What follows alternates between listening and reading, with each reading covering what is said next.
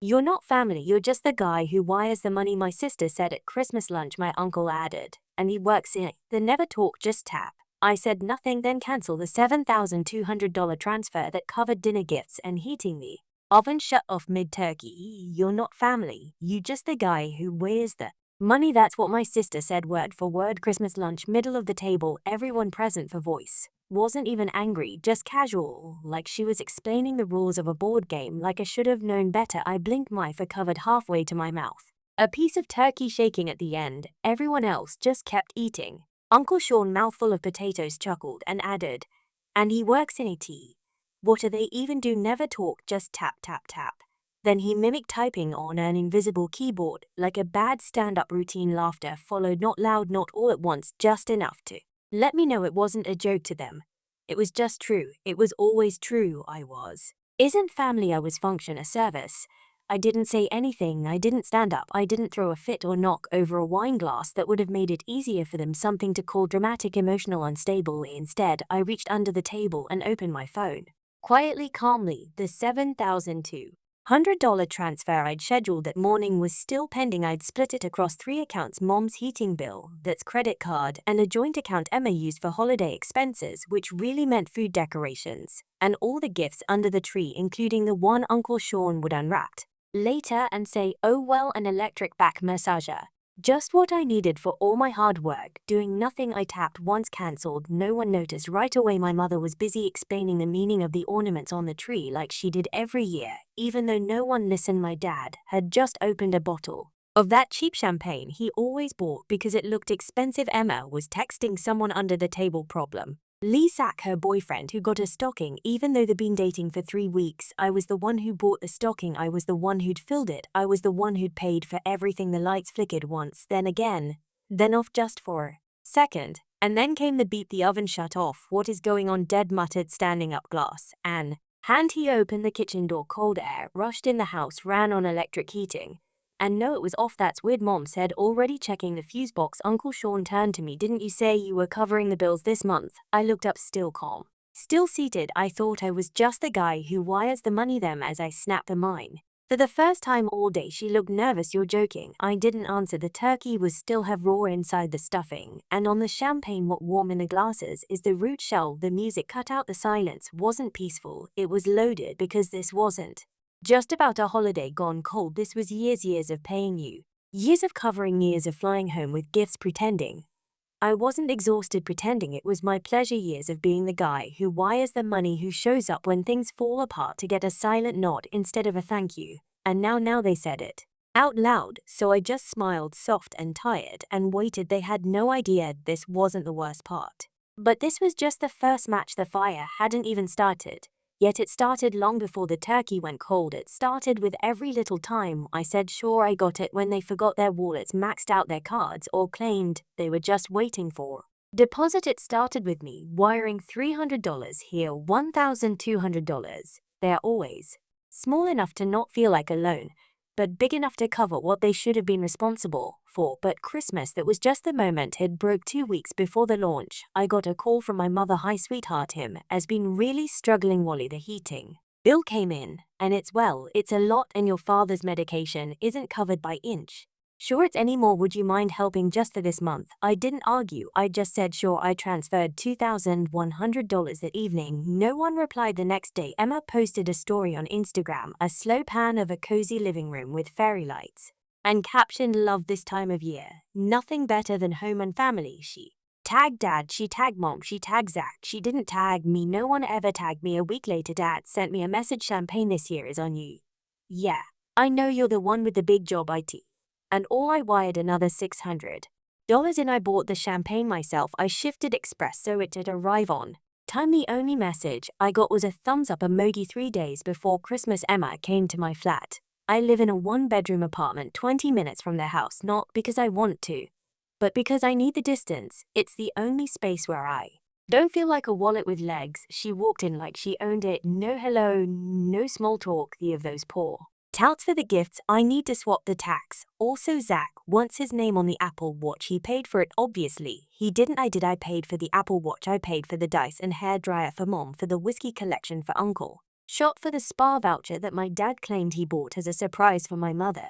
I paid for all of it. I said nothing. She took the receipt, said you're the best in a tone that made it clear she didn't believe it, and left. Then came the messages the family WhatsApp group had been dead for months. I muted a year ago when the only thing they ever sent were minion memes and guilt trips, but on December 21st it exploded. It started with a video, a short clip posted by my father, Emma, and Zach decorating the tree, mom handing out cookies, my dad filming them all like he was directing a feel-good Netflix special. The caption, "Family is everything." I watched it twice.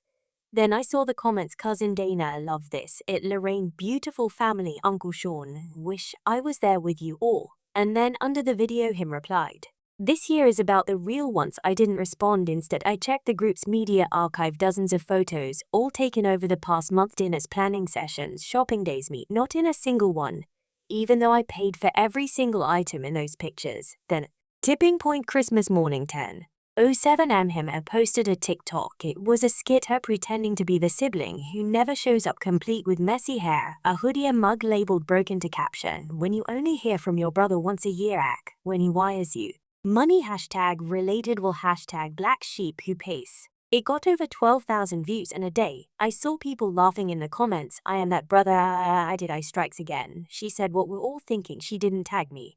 But she didn't have to. The comments did.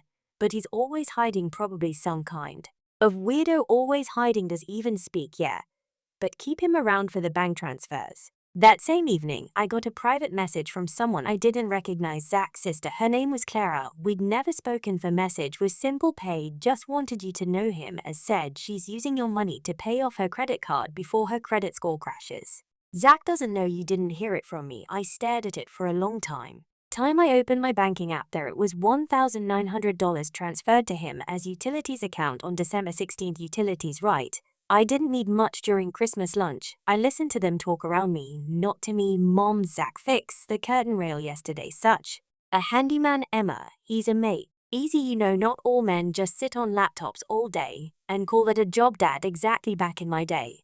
We built things not like IT robots." Uncle Sean, tap, tap, tap. More laughter, more food, more wine. And in that moment something in me went very, very still. I didn't need Finch, I didn't need an apology. I needed them to feel the absence of what they were too arrogant to notice was keeping them afloat. And that was coming. I had everything ready. They thought the oven shutting off was bad. They hadn't seen what was next. December 25th. 5:43 p.m. The turkey was, and the center the haven't had cut off almost an hour earlier. But no one said a word about it. Now the silence had mutated. It wasn't awkward anymore. It was dangerous, heavy, like everyone knew something terrible was about to happen but couldn't name it. Yet I stood up from the table. "I need 5 minutes," I said, and walked out. No one tried to stop me. I went to the guest room, closed the door, and opened my laptop. Up on the desktop was a folder labeled family stuff, inside screenshots, bank receipts, voice notes, and one surprise, I hadn't told anyone about an audio file. I came back with the laptop under my arm. The room was dim now, no lights, no heat. Mom had lit 3 emergency candles and tried to make it cozy, but it looked like a seance fitting.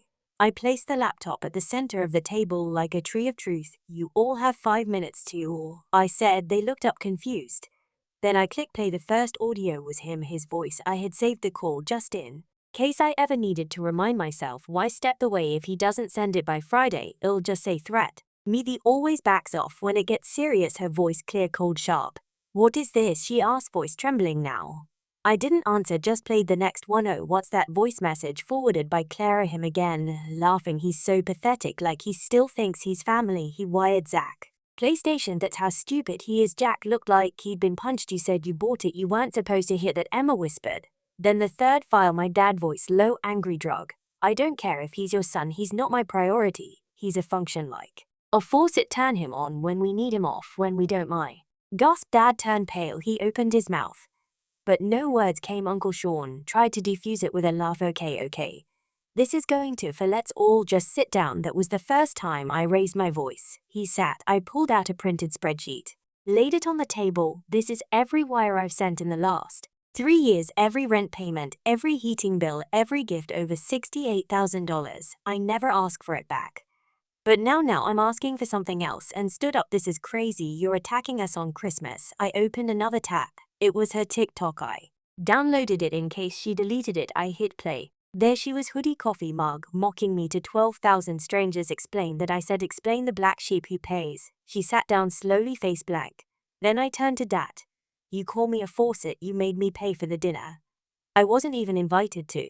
Last year you made fun of my job in front of your friends again. And again. Tell me, where does it end? He didn't speak. I reached into my bag and took out a flash drive. You remember that loan application you filed in 2021? The one with the cosigner that wasn't your wife's signature, it was mine, forge. Now he looked up, real fear in his eyes. I continued, I filed a report last way. Eek, the loan is under review, your credit is frozen, you'll be hearing from the fraud unit in 2 weeks. My mother's voice cracked. You said you'd forgiven, that you said I was just the guy who wires the money. I interrupted, so I stopped wiring it, and now the oven's off, the house is cold. And you don't even know what cold feels like yet. Then a knock on the door, no one moved. I want to open it, and in walked Clara, Jack's sister. She had a printed folder under one arm. Emma froze, looked around the room like she was in a courtroom. Come prepared, ruthless. I thought it was time you all heard what him has been doing with everyone's money. She said, this isn't just about your brother, it's of out everyone, Zach included. She placed the folder on the table, opened it. Inside, screenshots of him, his fake and voices messages where she told Clara she might as well use Zach's account while he's too stupid to check it. A picture of him as real credit card balance. Over $14,000 in debt. Emma tried to laugh. This is Craig. Easy, she's just jealous. She's obsessed with me. Clara pulled out a voice recording him, his voice again. I could tell Zach anything, he believed me. He's like a golden retriever with apps taxed it up. He looked at him for 4 seconds, then walked out the door. Never looked back. Emma didn't chase him as time silence. No one spoke, no. And cried. It was past crying, it was demolition. Finally, I stood. I'm done. I said, not just with the transfers, with you, all of you. My dad's did too. Don't you dare walk away from us like you're. I turned to him. I'm not walking, I'm deleting this number. Gone this house, not my concern. Them is to Russian can't. Salt heating cancelled. My presence permanently cancel. My mother whispered something like police, or why I didn't care anymore. Then I turned to Armor. One last time you said I wasn't family, that I was just the guy who wires the money. Fine. But starting today you'll learn what life looks like when the wire cuts both ways. And I left no hugs, no forgiveness, no second thoughts, just the sound of my own steps in the cold. And the knowledge that every candle in that room would burn out, and they'd have to sit in the dark they created. I didn't go back to my apartment that night. I went to a co-worker space. I kept a subscription to downtown. It had fast Wi-Fi, good coffee, and more importantly, silence. I opened my laptop, plugged in my portable SSD, and created a folder titled For Everyone Who Asked, where I went inside. I dropped everything, screenshots of the WhatsApp messages, the ones where mocked me when my dad called me a faucet, where my mom typed, he's not cut out for family life. Audio clips of them are plotting her lies, of my dad dehumanizing me in 3 short sentences, of my mother laughing in the background like it was a sitcom, the TikTok video, the loan document with my signature, a side-by-side comparison of the Apple Watch receipt, an Emma's thank you Sack post, and finally a spreadsheet.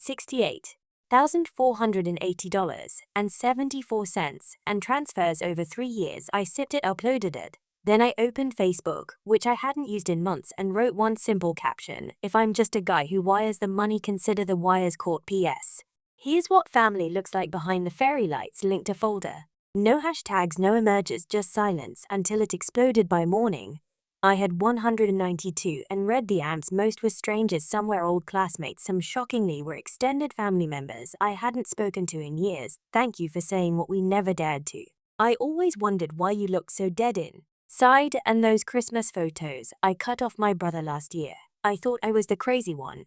I'm not, neither are you. It went viral. Emma deleted all her socials by noon, then she reactivated them and posted a black square with white text, some stories all twisted to fit a victim's narrative. She disabled comments, dead posted a fee. I spoke status around 2 p.m. My son has decided to betray our private life for likes. Family used to mean loyalty, pray for us. He got 7 likes, 5 from people I blocked years ago, 2 from burner accounts. One of them, I later confirmed, was Emma's mom. Texted me of the 37p. I don't know why you're doing this, you're hurting us all. I replied, for the first time I'm not. Then came the interviews. A small blog picked it up, then a podcast reached out, then a YouTube creator with 500k subscribers. They all wanted to talk to the guy who walked out of his own family Christmas into the oven. With him I declined most. But I agree, the one a 37-minute interview videos. Off voice modulator slightly for privacy, just me a microphone in a list of receipts. It got 800,000 views, and 3 days my LinkedIn doubled and followers to companies reached out for freelance contracts. I accepted one, a remote contract with the UK based for flexible hours. I pay zero cause. Tagged with anyone outside the task list, perfect. Then I posted a final update, a clean sharp photo of a white envelope, caption the day I signed off the final payment on my new place, 2-bedroom flat, no roommates, no ghosts, no guilt, paid in full in silence underneath it. A comment from Clara, proud of you. You rewired more than just money. I pinned it the next day, him as an email, subject closure body. I've been advised not to talk to you anymore.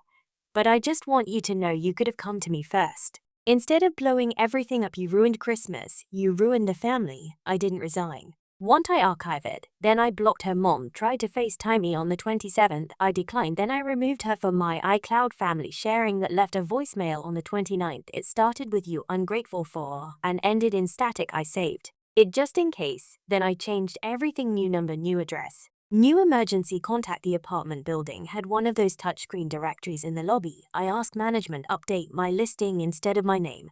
I gave them 2 words, not available, no buzzer, no forwarding, no point, let them stand in the hallway. And guess I wasn't the guy who wires the money anymore. I was the guy who finally cut the line. I used to wonder what I'd say if I ever got the last word, if I'd scream or cry or finally ask, why wasn't I ever enough? Turns out I didn't have to say anything. Silence did the job better. It's been 3 months, 3 beautiful, peaceful, wonderfully silent months. No late night calls, no messages starting with "Hey, quit favor," no request masters emergencies, no Emma, no family group chat, not even a single meme. Sometimes I wake up and check my phone expecting to see some fire to put out, some crisis to fix, but all I see now is a list of deliveries, work emails, Spotify notifications, and maybe a text from Clear.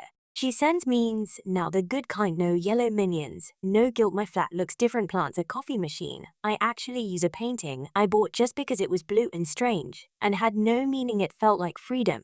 I don't wire money anymore or wire code or wire contracts. I were things that build, so I'm thing for me. I don't answer unknown numbers. I don't open emails with urgent in the subject line. I changed my emergency contact to myself because I finally realized I'm not in crisis anymore. Their image tried one last movie. She emailed Clara thinking they still wrote, I heard he got promoted, must be nice. Funny how people change once they cut off their roots. Clara screenshot it. It centered me with one sentence. Rotten roots don't grow trees. I didn't reply, but I laughed for a long time. A week ago, I walked past a cafe near my old neighborhood. In the window, a small chalkboard sign caught my eye, family discount, 15% off if you bring a relative, cute eye. Walked in, got a coffee, paid full price. Then I asked if I could leave a business card on their board. The barista smiled and said sure. I took out one of the new cards I printed for the fun of it. It said name, just the guy who wires the money, title permanently unavailable, model I don't do transfers anymore. I pinned to the court board and walked out. Didn't look back. Didn't need to. Sometimes people ask if I miss them. I don't. I miss the idea of them, the version of my family that never existed outside my imagination, the version where I was loved for who I was, not for what I gave. But now I've made peace with the truth. I wasn't the broken one. I wasn't the selfish one. I wasn't a villain. I was just a mirror they refused to look into. And when I